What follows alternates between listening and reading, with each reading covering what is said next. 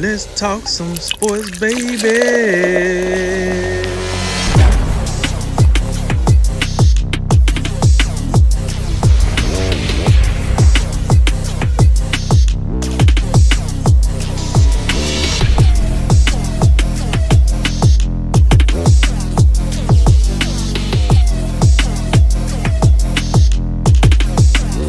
And remember, make tomorrow better than today and make today better than yesterday. And you know what we gonna do. We gonna holler at you until next time, baby.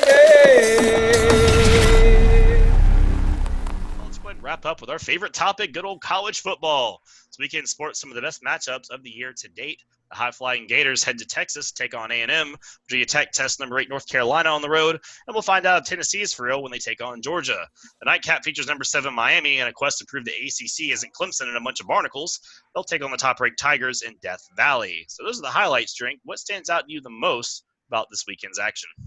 Well, there's a few games. Let me start off with one that's probably gonna get overlooked, but I think it is, and you know, it's a preference. I think that Ole Miss offense is going to test that Alabama defense. Here's the deal. I'm not worried about Alabama offense against Ole Miss defense. Hey, that's probably going to be a 50 burger. But I do know Lane Kiffin. He knows some things about Nick Saban. And listen, the defense is the problem for Bama. That's what we want to see. That's what we want to see if that's getting solved.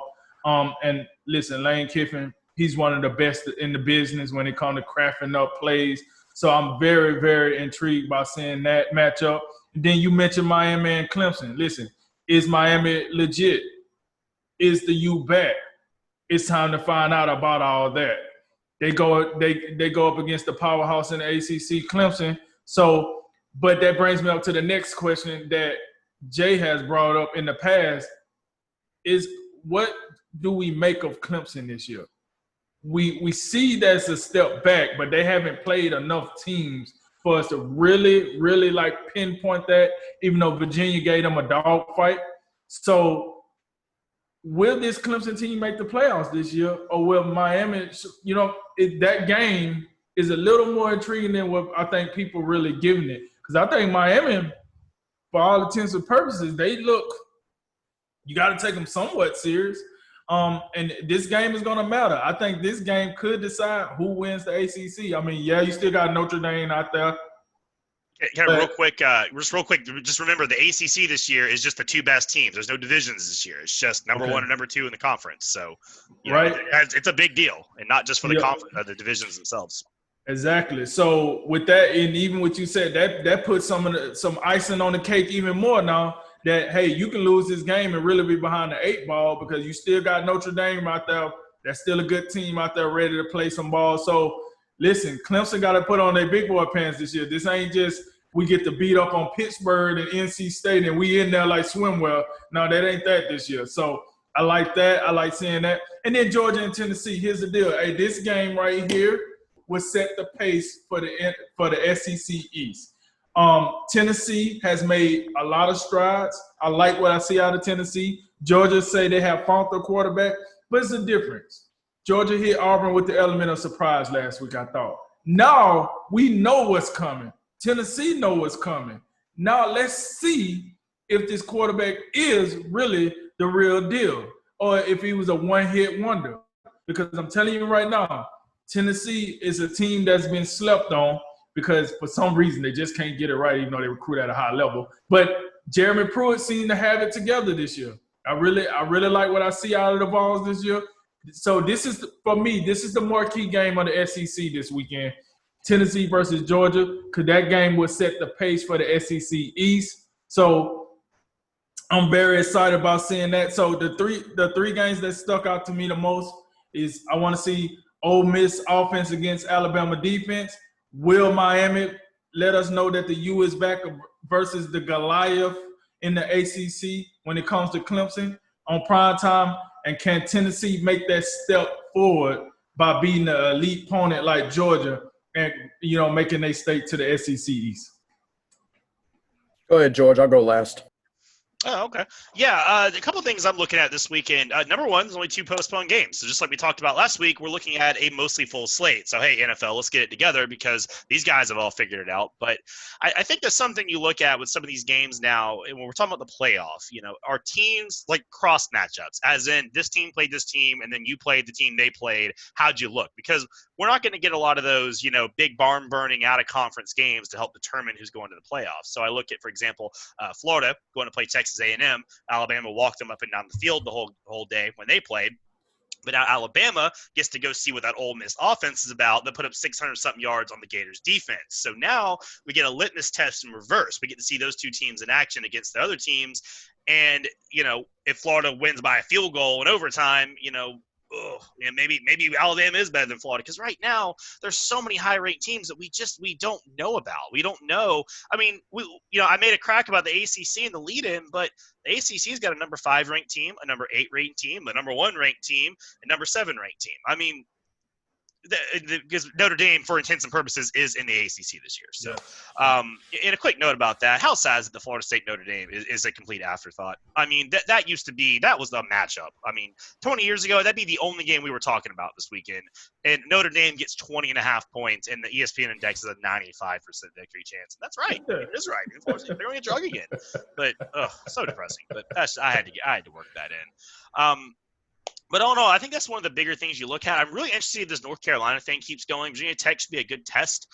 Not the best, but a good test. And if North Carolina can win that game, I mean, that's another team like Tennessee has been making some noise, but it's been sort of hush-hush under the radar. I mean, they were the only team to really test Clemson last year. Now they're doing the thing again. They're undefeated again. That comes out, then – they win that game, then I think that it's time to start taking the ACC a little more serious and realizing the team that does come out of the ACC for the playoff isn't a bunch of chumps and should probably, be taken seriously. But yeah, top to bottom, this is the best weekend to date. And the only thing I'll say is the Red River rivalry. What a tragedy! 22 versus unranked. Oklahoma not even ranked this year. Oh no. That's why I didn't make the discussion right there. That's exactly why. And how bad is it? That game is in like the 3rd week of the season for them. Who decided that to begin with? Maybe they knew something we didn't. But yeah, there's some good action this weekend. So that's all I got. Yeah, let's get the nonsense out the way. Let's go to the state of Texas. The state of Texas should be embarrassed of itself. I mean, really. I mean, A&M. I can't wait till Florida. I'm just assuming Florida's going to handle their business and promptly dismiss them from the rankings because they don't deserve to be in there.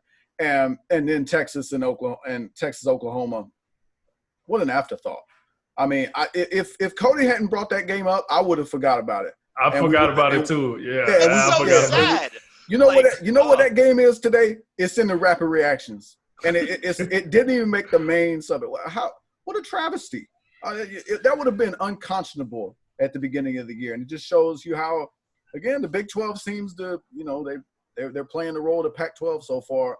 The ACC, listen, Miami, North Carolina, Notre Dame. I understand. It looks real cool when you got 4 top 10 teams. I'm still not certain how real much of that is. Notre Dame and Clemson it's probably real, and maybe Miami and North Carolina are that good. I don't know. I guess we will find out this week, especially in the case of Miami.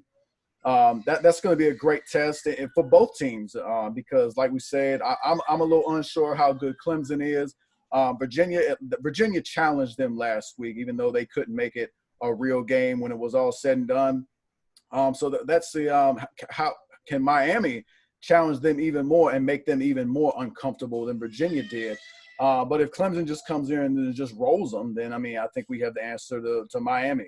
The U is not back, and you can put the turnover chain away because there may not be many turnovers when you're playing against Trevor Lawrence.